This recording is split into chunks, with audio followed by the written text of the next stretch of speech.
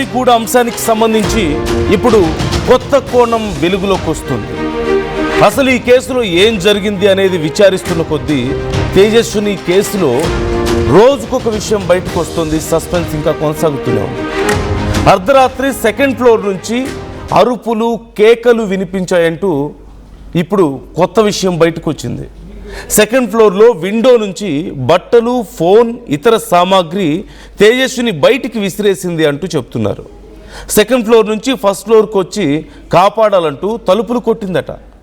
అరుపులతో భయపడి ఎవ్వరూ అక్కడ డోర్లు తెరవలేదంటూ తెలుస్తోంది. అజయ్ నన్ను ఏం చేయొద్దు అంటూ తేజస్విని గట్టిగా అరిచింది అంటూ కూడా తెలుస్తోంది. ఈ నేపథ్యంలో అసలు ఎవరు ఈ అజయ్ అనే ప్రశ్న ఇక్కడ తలెత్తుతోంది. కాపాడండి అంటూ తేజస్విని అసలు ఎందుకు అరిచింది? ఆ రోజు రాత్రి సెకండ్ ఫ్లోర్లో ఏం జరిగింది? అసలు తేజస్వి చెప్పిన ఆ అజయ్ ఎవరు? తేజస్విని బయట నుంచి గడియ పెడితే ఓపెన్ చేసింది ఎవరు? బిల్డింగ్లోని ప్రతి ఫ్లోర్లో కెమెరా ఉంది, కానీ కేవలం సెకండ్ ఫ్లోర్లోనే ఆ రోజు రాత్రి సీసీ కెమెరా ఎందుకు పనిచేయలేదు? కేవలం రోడ్డుపై పరిగెత్తినటువంటి సీసీ ఫుటేజ్ మాత్రమే పోలీసులు బయట పెట్టారు. బిల్డింగ్లో ఉన్నటువంటి సీసీ ఫుటేజ్ బయట పెట్టకపోవడం పైన కూడా ఇప్పుడు కొన్ని అనుమానాలు వ్యక్తం అవుతున్నాయి. తమకేమీ తెలియదన్నట్లుగా బిల్డింగ్ ఓనర్ వ్యవహరిస్తున్నాడు. ఈ ఘటనకు సంబంధించి ప్రశ్నిస్తే తనకే అవసరం లేదు అన్నట్లు చాలా నిర్లక్ష్యంగా సమాధానం చెప్తున్నట్లుగా తెలుస్తోంది. మొదట గుడిలో తలదాచుకునేందుకు తేజస్విని ప్రయత్నం చేసిందని, తాళం వేసి ఉండడంతో పక్కనే ఉన్న చిన్న గుడిలో అమ్మవారి విగ్రహంపై ఉన్నటువంటి చీర తీసుకొని కప్పుకోవడానికి ప్రయత్నం చేసిందని, ఆ చీర లాగే ప్రయత్నంలో విగ్రహం కూడా ఊడి వచ్చేసిందంటూ చెప్తున్నారు. తేజస్విని వెంట అదే బిల్డింగ్లోని బ్యాచిలర్స్ కూడా పరిగెత్తారు అంటూ చెప్తున్నారు. చెరువు దగ్గరికి వెళ్ళేసరికి 4 యువకులు ఒక మహిళను చూసినట్లుగా ఆ బ్యాచిలర్స్ చెప్తున్నారు. 4 యువకులు ఒక మహిళను చూసామని చెప్పేసి బ్యాచిలర్స్ చెప్తున్నారట. తేజస్విని తనకు తానే దూకేసిందా, లేకపోతే ఆ 4 తోసేశారా అనే అనుమానం కూడా ఇక్కడ వ్యక్తం అవుతుంది. మరోవైపు కూతురు చనిపోయినా సరే కనీసం ఆ తల్లిదండ్రులు పట్టించుకోవడం లేదంటూ తెలుస్తుంది. అదే సెకండ్ ఫ్లోర్లో, ఎక్కడైతే అప్పటి వరకు తమ కూతురు ఉందో అదే సెకండ్ ఫ్లోర్లో ప్రస్తుతం తేజస్విని తల్లి తండ్రి ఇద్దరు ఉంటున్నారంటూ కూడా తెలుస్తుంది. అటు వాళ్ళు సరిగా సమాధానం చెప్పక, ఇటు ఆ ఇంటి ఓనర్ సరిగా సమాధానం చెప్పక second floor CC camera footage miss అయ్యి మరి 4 యువకుల్ని చూసామని అక్కడ ఉన్నటువంటి యువకులు చెప్తున్నారట. మరి వాళ్ళెవరు? అన్నిటికీ మించి ఈ అజయ్ ఎవరు? ఆ టైంలో అజయ్ నన్ను ఏం చేయొద్దు అంటూ ఆ యువతి ఎందుకు అరిచింది? అంటే అక్కడ ఇంకెవరైనా ఉన్నారా ఆ రోజు? అయితే కింద ఫ్లోర్స్లో వాళ్ళు తలుపులు తీరేదట. గట్టిగా అరుస్తుంటే భయం వేసిందట వాళ్ళకి. మరోవైపు ఇప్పటి వరకు అమ్మవారి చీర, అమ్మవారి విగ్రహాన్ని తీసుకెళ్ళిపోయి డైరెక్ట్గా తనే దూకేసింది ఆ చెరువులో అని చెప్పి అందరూ అనుకుంటూ వస్తున్నారు. కానీ ఇప్పుడు వస్తున్నటువంటి సమాచారం ప్రకారం అమ్మవారి చీరని తను అక్కడి నుంచి నగ్నంగా ఉంది కాబట్టి, బట్టలు లేవు కాబట్టి ఆ చీర లాక్కొని కట్టుకోవడానికి ప్రయత్నం చేసిందని, అయితే విగ్రహం కూడా ఊడొచ్చేసిందంటూ చెప్తున్నారు. అదిగో మీకు స్క్రీన్లో నేను చూపిస్తున్నాను. తేజస్వి పెట్టుకునేటువంటి ఆ స్పెక్ట్స్ కనిపిస్తున్నాయి, తన బట్టలు కనిపిస్తున్నాయి. బిల్డింగ్ మీద నుంచి అటువైపుకి ఎందుకు విసిరేసింది? ఏదో జరిగింది మొత్తానికి లోపల. ఎవరు ఈ అజయ్? ఆ 4 ఎవరు అక్కడ చెరువు దగ్గర? బట్టలు తన కిటికీలోంచి ఎందుకు బయటికి విసిరేసింది? తనను ఏం చేయొద్దంటూ ఎందుకు అంతగా అరిచింది? సో ఈ ప్రశ్నలకి అన్నిటికి మించి సీసీ కెమెరా, సెకండ్ ఫ్లోర్లో ఉన్న సీసీ కెమెరా మాత్రమే, విజువల్ మాత్రమే మిస్ అయిందంటూ చెప్తున్నారు. వై? పోలీసులు ఏమైనా దాస్తున్నారా ఈ కేసుకు సంబంధించి? ఆ తల్లిదండ్రులు నిరభ్యంతరంగా అదే ఇంట్లో ఉంటున్నారు, అదే ఫ్లాట్లో ఉంటున్నారంటూ తెలుస్తోంది. ఆ ఓనర్ ఏమో చాలా నిర్లక్ష్యంగా సమాధానం చెప్తున్నాడు, ఏం జరిగినా నాకెందుకు అన్నట్లు. సో ఏదో జరిగింది అంటూ కొన్ని అనుమానాలు అయితే వ్యక్తం అవుతున్నాయి. మీకేమనిపిస్తుంది? డీటెయిల్స్ తెలుసుకుందాం. నిర్మల జాయిన్ అవుతున్నారు. నిర్మల మా ప్రతినిధి ఈ అంశాన్ని మొదటి నుంచి ఫాలోఅప్ చేస్తున్నారు. నిర్మల, ఇప్పుడు చాలా కొత్త విషయాలు బయటకు వస్తున్నాయి. ఏంటి? బట్టల కిందకి విసిరేసిందని, అజయ్ అనే వ్యక్తి ఉన్నాడని, లేకపోతే అక్కడ 4 యువకులు కనిపించారని అక్కడ ఉన్న వాళ్ళు చెప్తున్నారని చాలా కొత్త విషయాలు బయటకు వస్తున్నట్లుగా తెలుస్తుంది. విచారణలో ఏమేమి తేలుతున్నాయి? మరి ఆ పేరెంట్స్ కానీ ఆ ఇంటి ఓనర్ కానీ సరిగా సమాధానం చెప్తున్నారా అసలు? ఎస్ నందు, ఈ కేసులో మాత్రం చాలా మిస్టరీ అయితే దాగుంది అనేది క్లియర్గా అర్థమవుతుంది. ఎందుకు అంటే కూడా ఇప్పుడు కాలనీ వాసులంతా మాట్లాడిన విషయం చూసుకున్నట్లయితే అది దృష్టిలోకి తీసుకుంటే చాలా అనుమానాలు వ్యక్తం అవుతున్నాయి. కాలనీ సభ్యులు కూడా అయ్యే అనుమానాలు వ్యక్తం చేస్తున్నారు. వాళ్ళు ఏమంటున్నారంటే అర్ధరాత్రి 2:30 గంటల ప్రాంతంలో ఆ ఇంట్లో నుంచి అంటే సెకండ్ ఫ్లోర్లో నుంచి పెద్ద పెద్ద కేకలు, అరుపులు, గొడవ వినబడింది.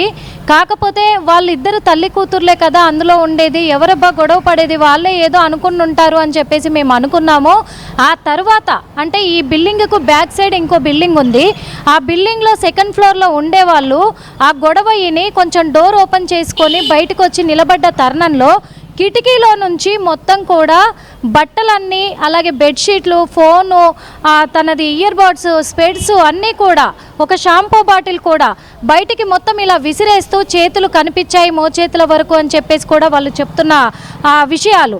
అట్లా విసిరేస్తూ ఉంటే కూడా మేము చూసాము అన్నారు. ఆ విసిరింది కూడా ఇంకా వెనకాల ఇంకొక ఇల్లు ఉంది. ఆ ఇంట్లో వాళ్ళు పొద్దున్నే 6 గంటలకు లేచి చూస్తే మొత్తం కూడా చెల్లా చెదురుగా ఆ మామిడి చెట్టు పైన ఇంటి ముందు మొత్తం కూడా బట్టలు పడిపోయి ఉన్నాయి అని చెప్పేసి చెప్తా ఉన్నారు. ఆ బట్టలు ఎక్కడివి అని చెప్పేసి నేను ఇంటి పక్కన వాళ్ళని అడిగితే పైనుంచి బిల్డింగ్ నుంచి వచ్చి రాత్రి ఈ ఇంట్లో పెద్ద గొడవ అయ్యింది, అప్పుడు ఇవన్నీ విసిరారు అని చెప్పేసి కూడా చెప్పడం జరిగింది అన్నారు.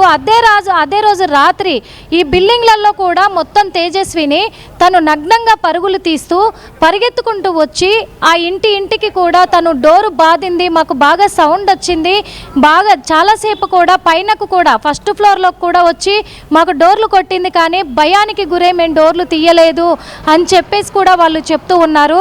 అదేవిధంగా గట్టిగా కేకలు వినిపించాయి, అజయ్ నన్నేం చెయ్యొద్దు, అజయ్ నన్నేం చెయ్యొద్దు, నన్ను కాపాడండి అని అరుపులు వినబడ్డాయి.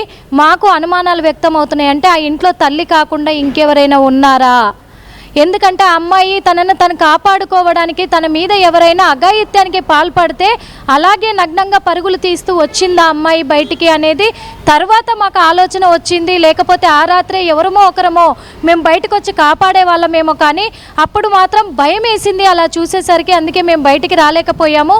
తర్వాత మాకు ఒక్కొక్కటిగా అనుమానాలు వ్యక్తమవుతున్నాయి అని చెప్పేసి కాలనీ వాసులు అంటున్నమాట. ఇంకొక విషయము, గుడి దగ్గరికి ఎందుకు వెళ్ళింది ఇక్కడ? మరి అలా నగ్నంగా వెళ్ళిన అమ్మాయి, కాపాడమని అర్చిన అమ్మాయి గుళ్ళోకి ఎందుకు వెళ్ళింది అనే అనుమానం వ్యక్తమైనప్పుడు, మరి అమ్మాయికి ఒంటి మీద వస్త్రాలు లేకపోవడంతో తనను తను కాపాడుకోవడానికి గుళ్ళోకి తల దాచుకోవడానికి వెళ్ళుంటుందా అనే ఒక అనుమానాలు కూడా వ్యక్తం అవుతున్నాయి మాకు. ఎందుకంటే ఆ అమ్మాయి సీసీ ఫుటేజ్లో మెయిన్ టెంపుల్ ఏదైతే ఉందో ఆ టెంపుల్ దగ్గర లాక్ను పట్టి లాగే ప్రయత్నం చేసింది. అక్కడ తాళం పట్టి లాగే ప్రయత్నం చేసినప్పటికీ ఆ తాళం రాకపోవడంతో లెఫ్ట్ సైడ్ నుంచి మళ్ళీ పరిగెత్తుకొని వెళ్ళి గుడి వెనుక నుంచి భాగంలో రావడంతో గుడికి రైట్ సైడ్లో ఒక చిన్న టెంపుల్ ఉంది అమ్మవారిది, నల్లపోచమ్మ టెంపుల్. ఆ టెంపుల్కి మాత్రము తాళం వేసి లేదు, అందులోనే విగ్రహం ఉంది. అమ్మవారికి చీర కట్టించి పెట్టారు చక్కగా.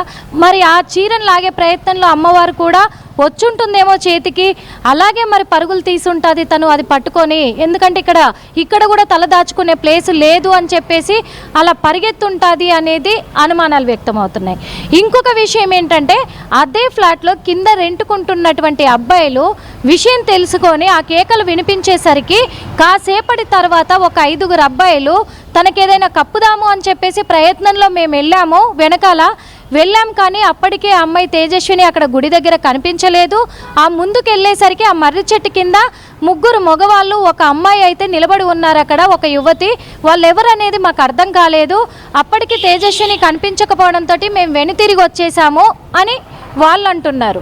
వాళ్ళు కూడా అనుమానం వ్యక్తం చేస్తున్నారు. అంటే వాళ్ళ నుంచి వాళ్ళు ఏమైనా చేస్తారేమో భయంతో, అప్పటికే భయంలో ఉన్న తేజస్విని మరి వాళ్ళ నుంచి కూడా బయటపడడానికి తనను తను కాపాడుకోవడానికి చెరువులో దూకుంటాదా, లేకపోతే వాళ్ళే ఏమైనా అమ్మాయిని నెట్టేసి ఉంటారా అనే కోణంలో కూడా మాకు అనుమానాలు వ్యక్తమవుతున్నాయి.